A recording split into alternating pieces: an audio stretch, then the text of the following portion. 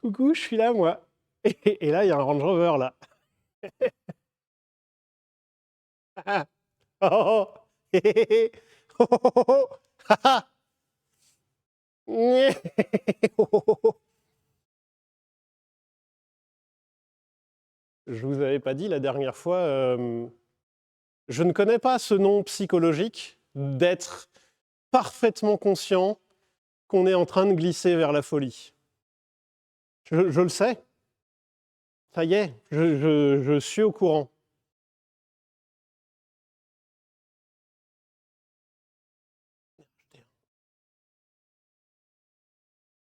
J'ai pas dit que j'étais malin. Alors, si jamais ça peut rassurer certaines personnes, c'est pas parce qu'on est du métier qu'on sait exactement ce qu'on fait. Alors, en mécanique propre, ça, a priori, on sait à peu près ce qu'on fait. Mais en termes d'achat de voitures, les cordonniers sont les plus mal chaussés. Mais les cordonniers sont ceux qui se chaussent le moins bien aussi. J'aurais tendance à dire qu'il y a une part de volonté. C'est-à-dire qu'à partir du moment où on sait qu'on peut résoudre les problèmes, on va peut-être vers les trucs les plus problématiques. Il n'a pas fait de bruit. Celui-là était mieux. Donc,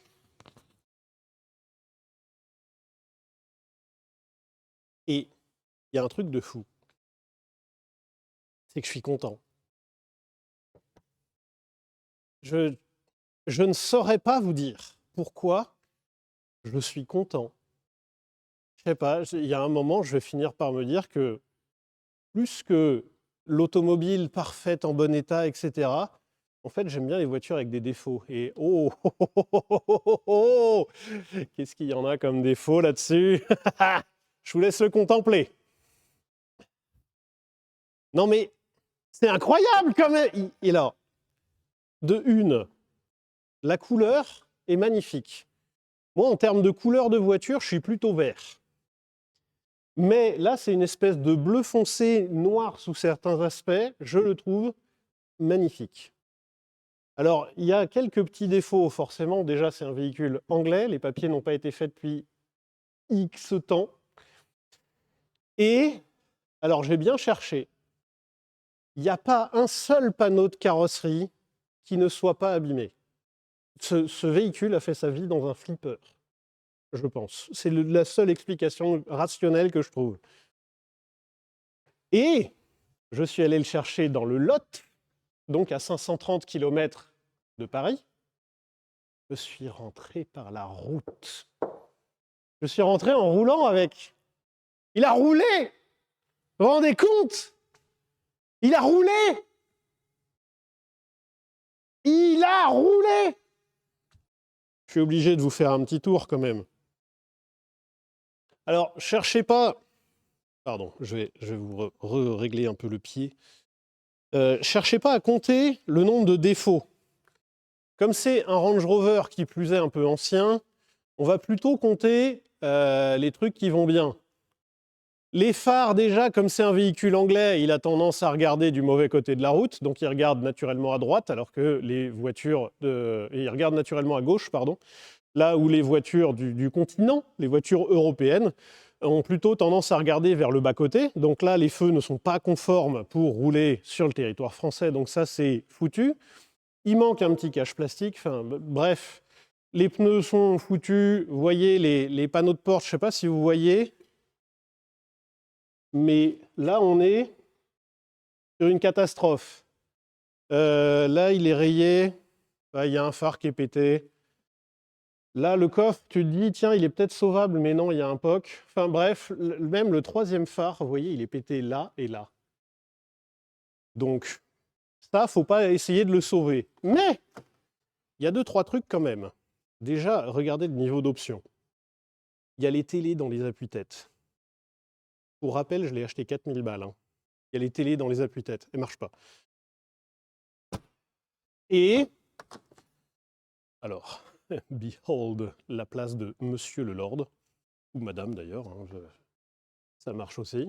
Mais L'intérieur est plutôt en état à peu près correct, mais surtout, on a un moteur qui fonctionne, on a une boîte de vitesse qui fonctionne, mais incroyablement bien. Et en fait, je vois plutôt ce véhicule comme un tas de pièces. Hop là, bah dis donc, t'as la caméra même. La caméra fait « Arrête, arrête ».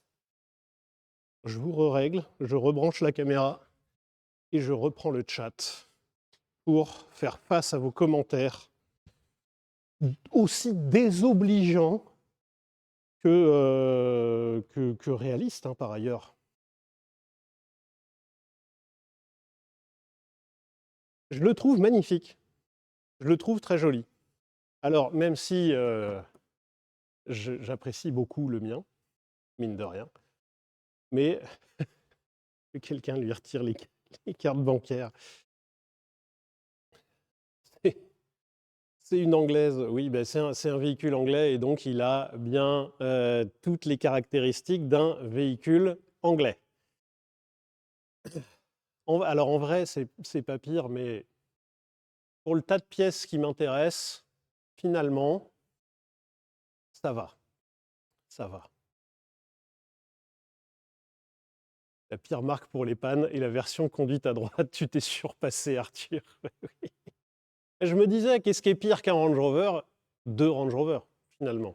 Alors, c'est 2 Range Rover, mais alors attention, attention. C'est 2 Range Rover avec le V8 supercharged. Donc, c'est 2 Range Rover avec des V8 de 4 litres 2 et 400 chevaux.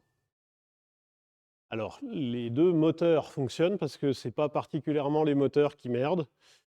Mais bon, là, la boîte de vitesse du bleu m'intéresse pour mettre sur le vert qui a des petits soucis de boîte de vitesse.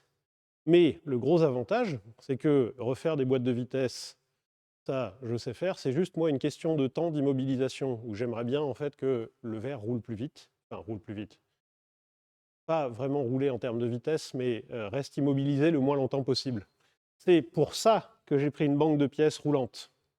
Sinon, effectivement, j'aurais pris le temps de refaire correctement le verre. Mais donc, j'aimerais bien que le verre, ici, donc celui-là, là, j'aimerais bien que celui-là roule, avoir un tas de pièces en attente que je peux soit revendre, soit refaire progressivement pour ensuite mettre là-dedans. Par exemple, la boîte de vitesse de celui-là, une fois qu'elle est démontée, ben, je peux la refaire tranquillement et je peux prendre tout le temps que je veux. Je me la refais et puis ensuite, hop là, je la remets dedans. Une boîte de vitesse d'occasion, globalement, c'est 1000 balles.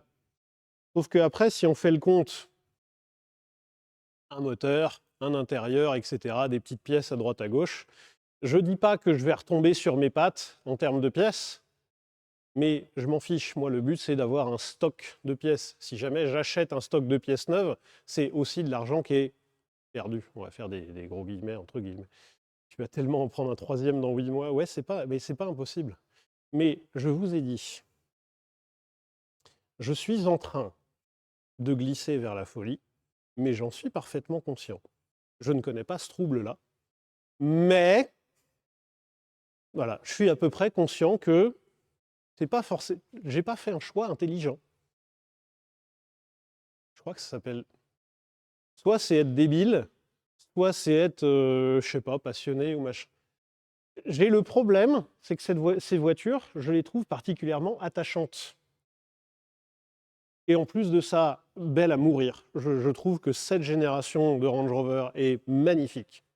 En termes de design, je trouve que c'est un dessin super bien réglé. Et après, à rouler, je vous conseille de rouler avec un jour. Si jamais vous connaissez quelqu'un qui en a un, déjà bon courage à lui. Mais à rouler, c'est des véhicules incroyables. Je trouve ça incroyable. On fera un jour, vous savez, une rencontre abonnée où je justifie mes achats. Et, et tout le monde se met à rouler avec mes voitures. Et à la fin, personne ne comprend pourquoi j'ai acheté ces voitures-là.